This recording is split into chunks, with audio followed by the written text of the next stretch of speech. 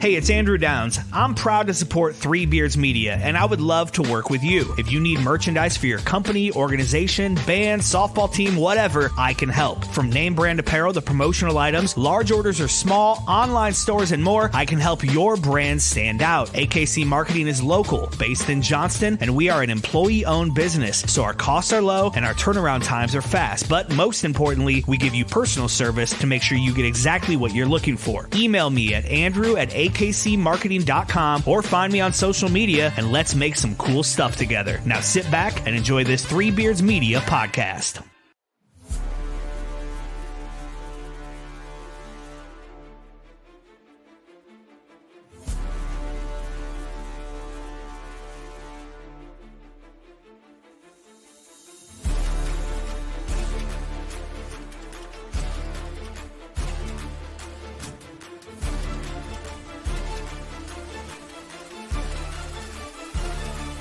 Drop it.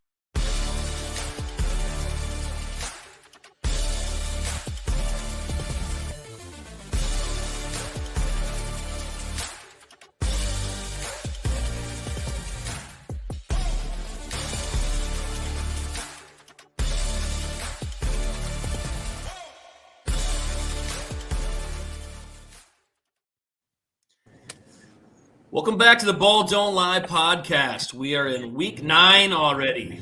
Week 9, season 5. Thanks again to all our sponsors. Thanks again to Chris Shipley for producing for us in the background here. Smool's looking to park here real quick. He's on the road. You're about Keep your eyes there. I'll keep talking until you get there. You got it. About 20 seconds, I'll be in Casey's. Just a little recap from last week quick. We had a good week. Went 4-1 in our circa. I think Shipley went 4-0 on his plays putting our picks together. I went 3-2. You went 4-2. You won your college game, and I am still 0 on my college plays in the year, so hopefully you've been missing me on that one. Again, we do not hide from our plays. It's been a cold one to start, but picking it back up puts us at 16-24 in the year for circa. Got you up to 20-31 on the year. For NFL plays, 4-4 for college. I am at 22-23. And as I said, 0-8 my college plays. So hopefully you've been fading me on that one. But no, man, it was a really good week. Really? Dude, Cowboys and Giants, the 2 primetime games cost me from having probably my best week ever. It was good. I got some round robin dogs home. It was a good week. It was a very, very good week. Hopefully, I said it always balances out. So we just need to put that with another one back-to-back here. Headed to Ames this weekend. Pretty excited for that tomorrow. Got to go get family pictures done tonight. All right, good luck. Treating last night. It's been a busy week, but big one for the Clones again this weekend. Sounds like Shipley's got the ambulance ready to make it back there. So all's good in the world. Awesome, love it. Cool. Yeah, I'll fire us off. Yeah, go, buddy. All right. I kind of led to it in a group text we were in this week. A game that just didn't stood out to me for the NFL was, I'm going to take the Cowboys +3 here at Atlanta. Dallas was getting 4 last week at San Francisco. And, if it just is wow, I feel like it's a massive overreaction here. I don't think Atlanta and San Francisco are close. In comparison, so Atlanta defense is abysmal. They're not very good. We saw that on display again last week, despite the Bucs missing, all their stud wide receiving core. It really feels like it's just a desperate time here for Dallas. Obviously, everything in the headlines. So, look, I don't think this Cowboys team's great, but Atlanta plays a lot of close games as well. I'll take the field goal here. This would be play 1 for us on circa. Okay. I'm with my biggest reason too is it's like a must-win game for Dallas, and Dak plays well when he has time to throw, and Atlanta just does not get to the quarterback. So Dak's gonna have time to plan and throw. I think he's gonna have a huge day. I should look and see what his individual player odds are, but he's going to go for 3 bills plus throwing the ball, probably a couple touchdowns. I think CD's going to have a big day as well. I like the Cowboys out right here, so that'll be play 1 for us. Perfect. I got a play here that I think it's an overreaction from last week. We were both on Cleveland last week. I had Cleveland in some money line plays, which made me some nice coin in my round robin. Yeah, great. But I think this is an overreaction with the Chargers only being 1-point favorites on the road here. This is still Cleveland still has some big holes. Are they better because they're going to be able to move the ball with Jameis? Absolutely. We said that last week. It showed. But there is still some serious flaws in that football team. I think it's an overreaction on this line. I think it'd be interesting to go back and see what this line would have been a week ago. It's nuts to me. So I'm going to take the Chargers on the road at Cleveland. Okay. I can totally be convinced here on this one. So I like this. There's a good chance this makes it for our 5. So I'm going to take the Raiders getting 7 at Cincy. I was actually against my Raiders last week, and they backdoored you. Yeah, they backdoored you. You're on the right side of that play. They just find a way. That's the thing, though. The Raiders' defense is low key, they're respectable, and so they can muck shit up enough to be competitive. And I think here again, it's more of where are the Bengals' heads. It felt like last week that was the week. You're getting Philly at home. You're a short home favorite. That was one that they really had to win. I just wonder, what's left now? I had the Eagles money line last week there too as dogs. I'm with you. I just think Cleveland is being overvalued here. You could talk me into this play as well. Cincy's overvalued. Sorry. Cincy is overvalued a little bit on this play. I just don't think they're going to be in games. I just don't think Cincy is a good enough football team to be a 7-point favorite against anybody in the league. Yeah, and I mean. And the Raiders are a bottom 3 team in the league. We've talked about that as well, but they've been pesky in games. They're gonna. I mean, this is like your classic just Raider spot that nobody wants them, but they've covered against the Rams. They just covered against the Chiefs. They're not gonna win many games, but if you're gonna give them a lot of points, they're probably gonna be right there. So it is. It's more of what's Cincy thinking. Their season has to kind of feel lost at this point. It's getting to be close, man. Yeah. So, all right. I'm going back to here again. We saw it preseason. I just thought the Texans were going to take a step back, and they kind of fooled us a little bit, but they got hammered and they have holes and with some players out too. The Colts have a legitimate chance to come back and win this division. Like we talked about, they lost them twice. So they got a huge uphill battle. Going to Joe Flacco is going to make them more consistent. It's crazy. The Colts are 7-1 against the spread this year, though. 7-1. Cover. Yep. Cover. And they're 5.5-point dogs again this week at Minnesota. And this is I just love the Colts in this spot, getting that many points. I think there's a legitimate chance they win this football game outright too. And you give me the 5.5. I mean, this, like we said, this is how they make. You have a bunch of people that are going to tease that down to the Vikings winning, and this is how Vegas builds casinos. Those 5.5-point lines there. I love the Colts getting 5.5 at Minnesota. Okay. Yeah, I don't have a play in this one, honestly. Don't really have a feel for the game.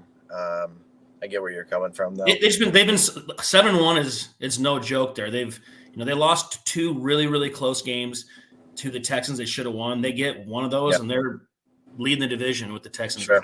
They're a better football team, and that's with some pretty bad play by Richardson in his games. Yeah, and I think they're going to get rid of that now. Flacco have more consistency there. I think there's a legit chance they win this game. Sure.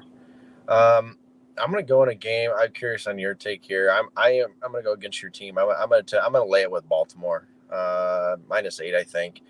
And Denver has obviously overachieved, and I think they're definitely improved. However, I think a large part is because of kind of the strength of schedule here lately, and so now you get them on the road and kind of in a tougher environment. And I love that the Ravens were upset last week. A bad spot coming off for the Browns. This is a really bad spot for my boys. It is. Yeah. Baltimore's going to be full of piss and vinegar here off that loss last week. So I'd be curious to see just how, Bo Nix reacts here to kind of a hostile crowd.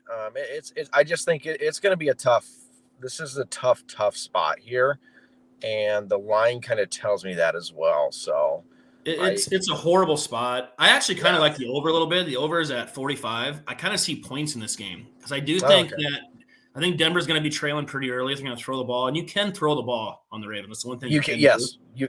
I do think that there's going to be points in this game. And I think the Ravens are going to put up over 30 themselves. So I really, really like the over in this game as well. Okay. I'm not going to put it in the card, but I do really like the over in this game. All right. No, it's you're right on this. I can be maybe convinced as well. Like it's the Ravens or nothing for me here. Sure. Broncos are in a bad spot. They're 5-3. They had the Ravens this week. Then they have the Chiefs at Kansas City.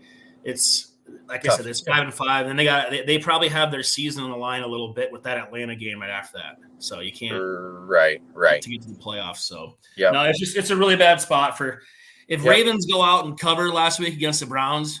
Maybe it's a little bit of an overlook game. The Ravens on a roll like they were, and maybe 100%. Maybe you like the Broncos in the back. This is a really bad spot with them getting nipped as big favorites last week. It's just a bad spot for Denver. Correct. This Ravens are nothing. Yep. Yeah. If Baltimore snuck that game out, I wouldn't look to play him here. Yep. All right. Going back to my boy again. I think they've made the card every single week this year. I don't care. I'm going to keep rolling with my boy. Kyler back to 4-4, 1.5 point favorites against Chicago. I think Chicago's getting too much love here. I think this should be a 3 at home. I think this should be a 3.5 point spread. I think we're getting a discount here, to be quite honest. So I do think the Cardinals are going to win the game. Chicago's they're still a year away. They're young. They have a bunch of holes. Caleb he's a rookie quarterback. He shows some really good throws, but he does a lot of dumb things too. And I just think the Cardinals we talked about them before the year. They didn't win a lot of those games this year, but they've been covering a lot, and they're just a better football team than Chicago. They're at home. It's a 1.5 point spread. Give me the Cardinals. Okay. Yeah, it's crazy. I kind of forget about stuff. I realized it until someone said it this week, but Cardinals have played number 1 strength of schedule year to date, so that matters. And they're 4-4. But the odd thing is that 3 of their 4 wins literally came as they were trailing before the field goal kicker kicked the final one. They've had 3 game-winning field goal kicks as they were losing. They've been down at halftime. They've been a horrible first half team this year. Yeah. I've hammered them at halftime. They've made me so much money on second half plays this year. It's been insane. You're right. Incredible second half team, which it goes back. I do like their head coach because a lot of that is coaching. Sure. Look, is it coaching getting down early? Sure. But to be able to make adjustments is a big deal. And that's where I think the Cowboys struggle at. So with our play with the Cowboys, I really do hope they come out and pound them early. Right. It's not a great come from back team. So, I would agree with that. I'm going to take the Jags plus 7.5 at Philly. Philly, we had them. We've used them actually, I think maybe the last 2. Well, so 2 weeks ago, they were at the Giants, only laying 3.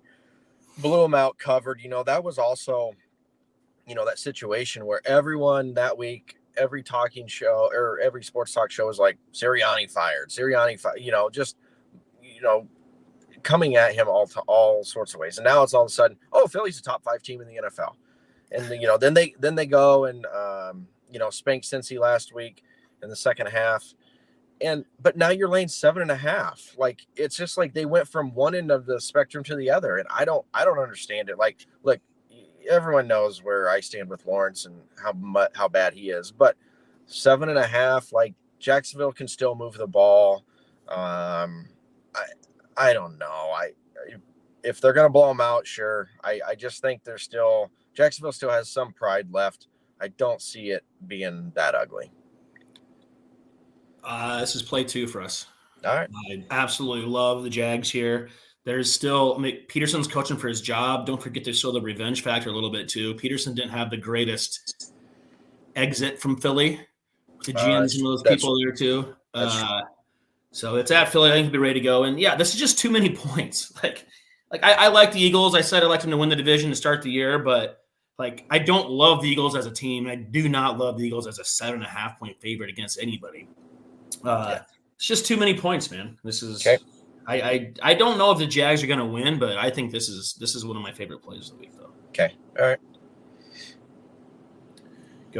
I have one more play left. I got one more NFL as well. All right. Well, why don't we Chris, why don't we throw this in here, a word from our sponsors quick, and we'll wrap it up with our last play there, recap our plays, and get to our college picks. Making great tasting bourbon requires the perfect combination of ingredients, conditions, and time. The longer it rests, the better it tastes. Revelton Distillery's new single barrel bourbon is made from 80% corn, sourced 100% from Iowa farmers. And unlike mass-produced bourbons, each barrel of Revelton's single barrel bourbon is unique, proofed on when it tastes best. As they like to say, it'll be ready when it's ready.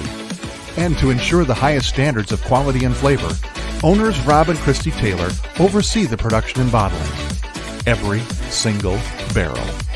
Iowa born, Iowa aged, Iowa bottled. Try the new single barrel bourbon from Iowa's own Revelton Distillery. ReveltonDistillery.com.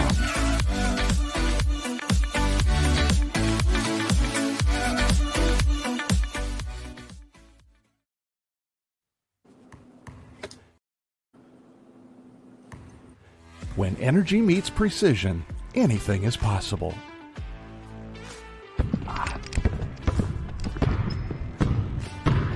I'm Connor Hawley, the Chief Energy Officer of the Iowa State Cyclones. I'm full of energy on and off the court, but nothing gives me more energy than helping families find their dream home. And that's where Green Beret Realty comes in. They're more than just realtors. They're a team dedicated to getting things right for you and your family, just like we get it right on the court. Sometimes it takes a team to get the call right. And when you're buying a home, you want a team that makes all the right calls. That is Green Beret Realty. And here's the best part. When you buy or sell a home through Dan at Green Beret Realty and mention this ad, he'll make a donation to the We Will Collective, helping student athletes like me thrive on and off the court.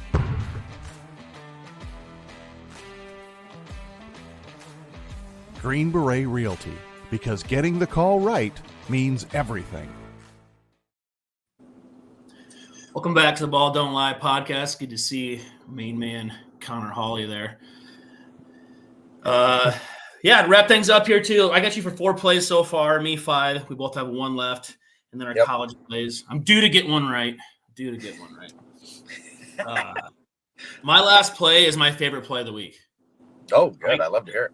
I cannot. It's Monday Night Football. I know the Bucs are banged up. 8.5 is so many points. Way too many points. I do think you got time to get this right a little bit. Kansas City has not been great as this huge favorite. I'm covering those big spreads like that. They did get backdoored last week, but there's just it's just too many points. I love the Bucs getting 8.5. I think it's a rally cry for them too. They might not even win the game, but the season's slipping away from them a little bit recently. I think they're going to come ready to go. The lights are on. I kind of see the Chiefs by a field goal here. This was my last play. So, Beautiful. Bucs as well. I think, when people look back, the only thing I'll add is, so 2 weeks ago, Chiefs were at a big game at San Francisco, right? And then they follow it up. There is, despite the Raiders being horrible, it still is a rivalry game, especially with how kind of the Raiders have just done like nitpicky things against Mahomes and stuff. So they definitely were all in that aspect as well. And the Raiders did beat them last year on Christmas Day. So that revenge played an angle. And there will be a let off the brakes type of moment. And it feels like it's here this week. Like, even though it is Monday night, right? I agree. I think the Bucs will be more focused here. The Chiefs they're entering this point halfway through the season. Well, they damn near have home field wrapped up. And more power to them. I think they get the Bills in a couple of weeks, but I don't see the urgency here. Kansas City's just going to want to win games. Yes. They're beyond the point of wanting to win by margin. Well, I don't think that they're built to win by margins, to be completely honest with you. They're just not. I understood the spread last week against Raiders. They still should have covered it. Got backdoor. You're on the right side of that play. But this is a defensive football team that needs to play really well and not make mistakes. They've actually gotten away with Mahomes making quite a few mistakes. The defense has bailed them out many times here, but that defense is incredible. But this team is built – they're built to win games 24-20, to grind you out and just be better in late game situations and just win. They're going to win a lot. They're not the old – we still think it's the Chiefs of 5 years ago. They're going to put up 40. This is not who they are anymore. No, especially with their guys out. I mean, they have their own injuries too. Yeah, nowhere. They're nowhere near that. You're right. I mean, this isn't the Andre Hopkins of 2019 either. This is an old dude that's in there now. But they're built to grind games out and win that way.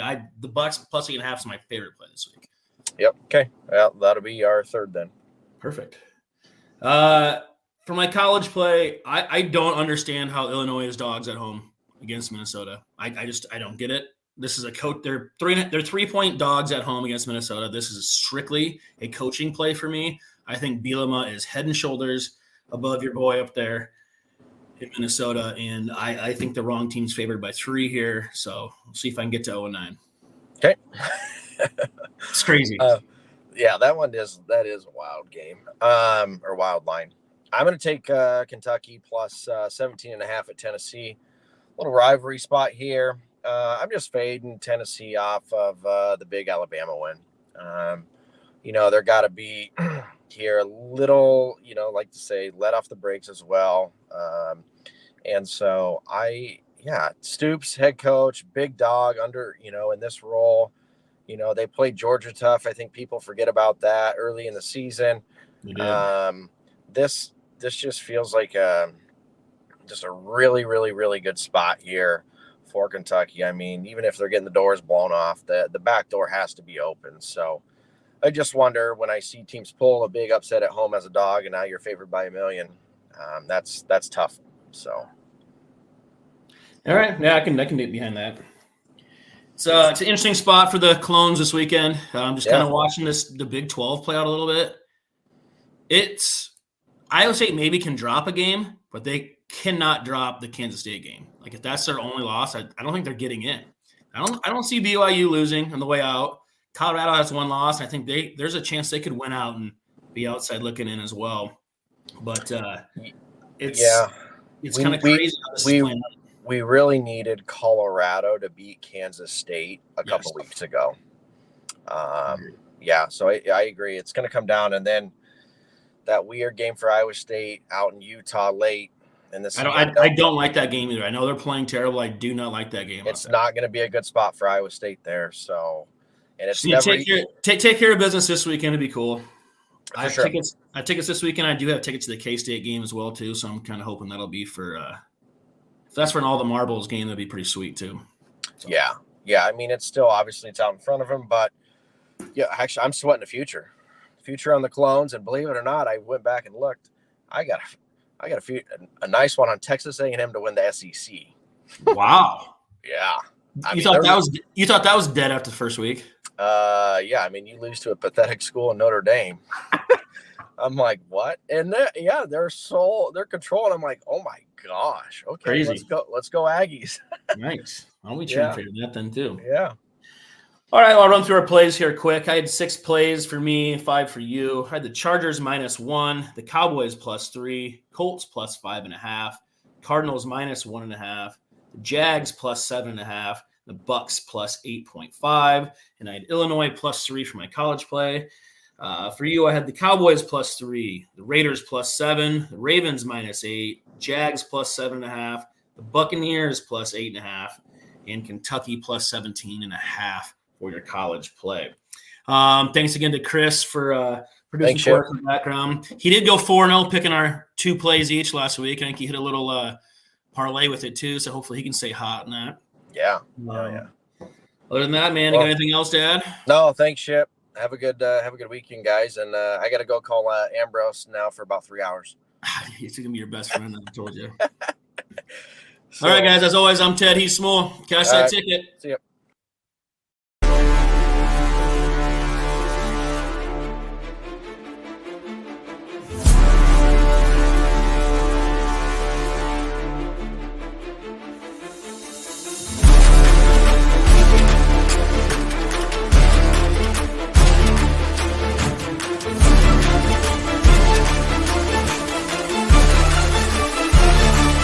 Drop it.